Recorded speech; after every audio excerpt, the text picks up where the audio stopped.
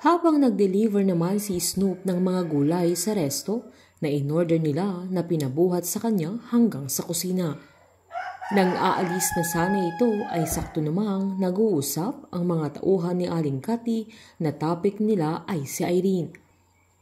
Pasimple siyang nakinig na sinaad ng mga ito na napapansin nilang todo na ang kartehan ni Irene na daig pa niya ang buntis sa mga mood swings ng dalaga na nahimatay pa ito noong isang araw, sabay giniit nilang baka buntis ito na kinagkulat ni Snoop na dahilan na balisa ang binata.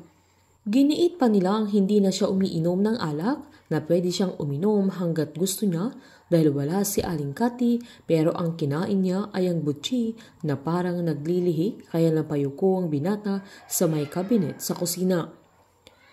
Noong naggabing nalasing ang dalawa ay hindi nila matandaan kung may nangyari sa kanila ni Irene pagkatapos nilang maghahalutan kaya hindi makaget over si Snoop sa narinig niyang malaki ang posibilidad na buntis si Irene. Sakto pang nagsususuka naman sa Irene kaya umalis ang mga katrabaho niya sa kusina na hindi niya alam na si Snoop yung nakayukong nakatalikod. Pinagsabihan pa ng binata na huwag siyang sumuka dahil sayang yung pagkain hanggang mapagtanto niyang si Irene ang kausap niya at nang lumingon silang dalawa ay nagulat sila pareho kaya tinanong na Irene kung bakit andoon na naman si Snoop.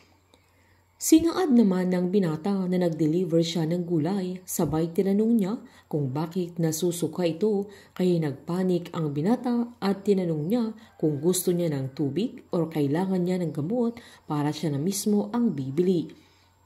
Giniit naman na Irene na parami siya sa pagkain ng butchi kaya masakit ang tiyan niya at inutusan niya si Snoop na kumuha na lang siya ng alak para mailabas niya ang mga kinain niya dahil nasusuka na ito. Umangal pa ang binata lalo't narinig niyang baka buntis si Irene kaya sinabi niyang hindi pwede sa dalaga pero sinumbat naman ni Irene na tiyan niya ang masakit kaya wag na siyang makialam. Wala nang nagawa si Snoop sa sandaling yan kundi umalis at kumuha ng alak. Pagkaalis naman ni Caroline ay agad kinausap ni Aling Cathy si Bingo kung saan inabot niya ang 50K na bayad niya sa pag-train niya kay Caroline. Tumanggi pa ang binata na tanggapin ang sobre dahil sobra ang binigay ng matanda na humirit pa siyang ibigay na lang niya yung saktong na pag-usapan nila. Pinaliwanag naman ni Aling Cathy na dinagdagan niya dahil nag-exceed si Bingo sa expectation niya sa kanya kaya pinilit nitong tanggapin na niya yung perang inabot niya dahil gumawa siya ng dagdag na trabaho na hindi masusukat ng oras at inventaryo. Wala namang nagawa si Bingo kundi tanggapin ang perang binigay ni Aling Cathy.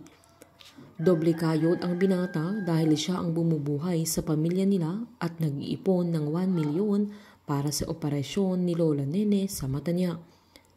Hindi alam ni Bingo na hinahanap na siya ng nanay niya kung saan sa pagiging parte ni Bingo sa buhay ni Caroline ay doon siya mahanap ni Annie pero malaki na ang pagbabago sa buhay niya. Ang buhay ni Annie na sinira nila Cindy at Gina ay isa ng marangya at palaban na siya at tanda na siyang maningil sa kanilang dalawa. Painit ng painit ang mga tagpo, sabay-sabay po nating subaybayan ng advance episode ng Can't Buy Me Love dito po sa aking channel. Patuloy lamang po manood at mag-subscribe para ma-update po kayo sa mga susunod na episode.